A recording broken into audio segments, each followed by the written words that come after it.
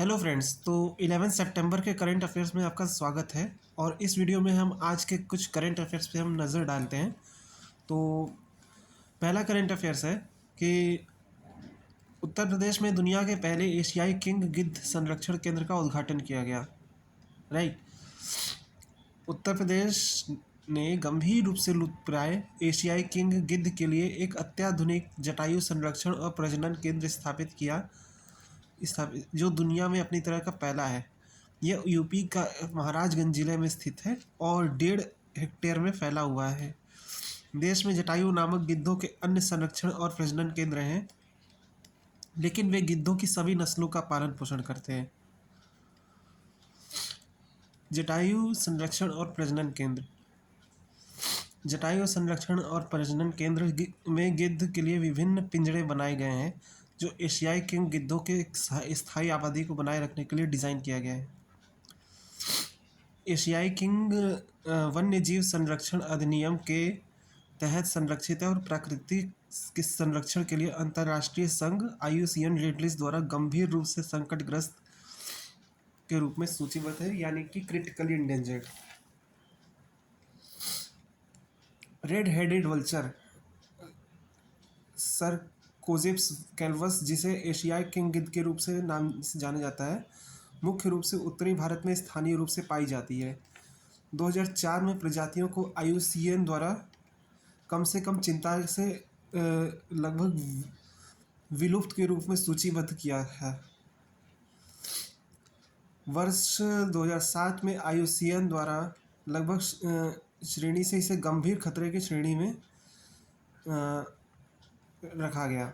भारत में पशु चिकित्सा NSAID डाइक्लोफिनाक के व्यापक उपयोग के कारण हाल के वर्षों में इसकी जनसंख्या में कमी आई है। डाइक्लोफिनाक के पशु चिकित्सा उपयोग पर भारत में प्रतिबंध लगा दिया गया है।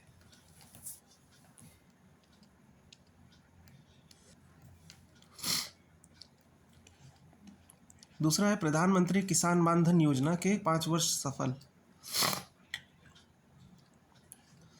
12 सितंबर 2019 को शुरू की गई प्रधानमंत्री किसान मान धन योजना PMKMY देश भर में सभी भूमिधारक छोटे और सीमांत किसानों को सामाजिक सुरक्षा प्रदान कर रही है। यह स्वैच्छिक और अंशदायी वृद्धावस्था पेंशन योजना पात्र किसानों को 60 वर्ष की आयु के बाद 3,000 रुपये की निश्चित मासिक किस्त पेंशन प्रदान करती है। किसान पेंशन फंड में मासिक योगदान करते, जिसमें केंद्र सरकार भी बराबर योगदान देती है। PMKMY का सफल क्रियान्वयन। PMKMY के तहत छोटे और सीमांत किसान पेंशन फंड में मासिक सदस्यता देकर नामांकन कर सकते हैं।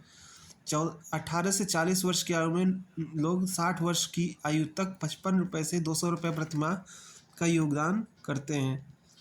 60 वर्ष की आयु तक पहुंचने पर उन्हें बहिष्करण मानदंडों के अधीन 3,000 रुपये की मासिक पेंशन मिलती है। जीवन बीमा निगम इस फंड का प्रबंधन करता है, LIC, और पंजीकरण सामान्य सेवा केंद्र और राज्य सरकारों के माध्यम से सुगम बनाया जाता है। 6 अगस्त 2024 तक 23.38 लाख किसान इस योजना में शामिल हो चुके हैं, जिनमें बिहार, झारखंड, उत्तर प्रदेश, छत्तीसगढ़ और उड़ीसा ने महत्वपूर्ण वृद्धि दिखाई है। PMKMY के तहत प्रमुख लाभ। पहला है न्यूनतम सुनिश्चित पेंशन, महीने का 3,000 रुपये मिलता है।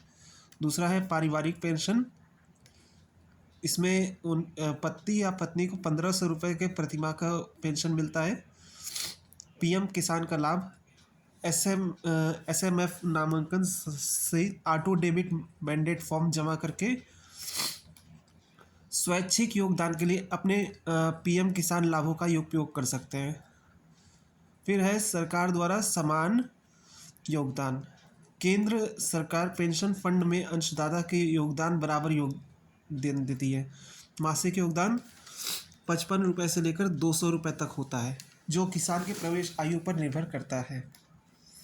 जैसे 18 की उम्र में अगर प्रवेश करेगा तो 55 रुपये देगा, और जैसे जैसे उसकी उम्र बढ़ती जाएगी तैसे तैसे उसका ये शेयर भी बढ़ता जाएगा। प्रवेश आयु विशिष्ट मासिक अंशदान चार्ट। नामांकन प्रक्रिया। किसान कॉमन सर्विस सेंटर सीएससी के माध्यम से या राज्य या केंद्र शासित प्रदेश सरकारों द्वारा नियुक्त नोडल अधिकारी से संपर्क करके नामांकन कर सकते हैं।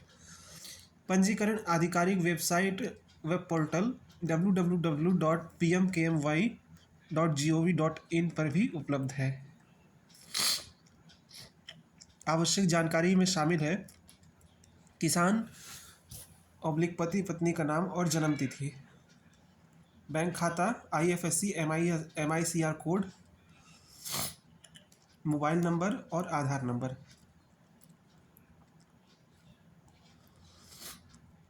फिर तीसरा है भारत और यूएई ने ऐतिहासिक असैन्य परमाणु ऊर्जा समझौते पर हस्ताक्षर किया।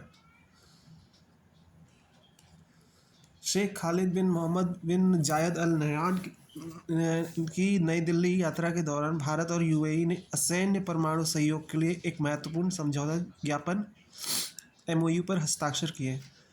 भारतीय परमाणु ऊर्जा निगम लिमिटेड NPCL और अमीरात परमाणु ऊर्जा कंपनी ENEC के बीच यह समझौता द्विपक्षीय संबंधों में एक ऐतिहासिक कदम है और शांतिपूर्ण परमाणु ऊर्जा के उपयोग के प्रति प्रतिबद्धता दर्शाता है। समझौते का विवरण। महत्व। यह NPCL और ENEC के बीच अपनी तरह का पहला समझौता ज्ञापन है जिसका उद्देश्य परमाणु ऊर्जा संयंत्र संचालन, रखरखाव और निवेश के अवसरों में सहयोग बढ़ाना है। इसमें परमाणु ऊर्जा विकास में ज्ञान साझा करना और विशेषज्ञता भी शामिल है। ऐतिहासिक संदर्भ। यह समझौता भारत और यूएई के बीच 2015 में पहली बार सुरक्षा और तकनीक प्रगति सहित परमाणु ऊर्जा के शांतिपूर्ण उपयोग पर सहयोग करने के लिए हुई समझ पर आधारित है। अतिरिक्त समझौते। LNG आपूर्ति। Abu Dhabi national oil company और इंडियन ऑयल कॉरपोरेशन लिमिटेड के बीच 15 साल के समझौते के तहत ADNOC की कम कार्बन वाली रुवाइस गैस परियोजना से प्रतिवर्ष 1 मिलियन मैट्रिक टन की आपूर्ति होगी। रणनीतिक पेट्रोलियम भंडार। समझौता ज्ञापन से भारत के रणनीतिक पेट्रोलियम भंडार में यूएई की भागीदारी बढ़ेगी जिससे ADNOC को भारत में कच्चे तेल का भंडारण करने और ऊर्जा सुरक्षा मजबूत करने में मदद मिलेगी। कच्चे तेल का उत्पाद। अबू धाबी ऑनशोर ब्लॉक 1 के लिए उत्पादन रियायत समझौते से IOCL और भारत पेट्रो रिसर्च लिमिटेड के बीच में एक संयुक्त उद्यम ऊर्जा भारत में कच्चा तेल लाने में मदद मिलेगी। फूड पार्क में विकास। गुजरात सरकार और Abu Dhabi development holding company के बीच एक समझौता ज्ञापन के तहत 2025 तक गुजरात में खाद्य और कृषि पार्क विकसित किया जाएगा। भविष्य की पहल। VTC virtual trade corridor. Bharat UAE virtual trade corridor और मैत्री इंटरफेस की सॉफ्ट लॉन्चिंग की योजना बनाई गई है जो भारत मध्य पूर्व यूरोप आर्थिक कॉरिडोर का हिस्सा है यानी IMEC। व्यापार मंच। शेख खालिद भविष्य के सहयोग पर चर्चा करने के लिए मुंबई भारत यूएई व्यापार मंच में भाग लेंगे। राजनयिक जुड़ाव। उच्च स्तरीय बैठकें। शेख खालिद की यात्रा में प्रधानमंत्री नरेंद्र मोदी, राष्ट्रपति द्रौपदी मुर्मू सहित भारतीय नेताओं के साथ बैठकें शामिल थीं जिसमें गहन द्विपक्षीय संबंधों और संयुक्त अरब अमीरात में बड़ी संख्या में भारतीय प्रवासियों की आपसी सराहना पर प्रकाश डाला गया है। तो ये था आज के करंट अफेयर्स। मिलते हैं आपसे नेक्स्ट वीडियो में, तब तक के लिए अपना ध्यान रखें। Good bye.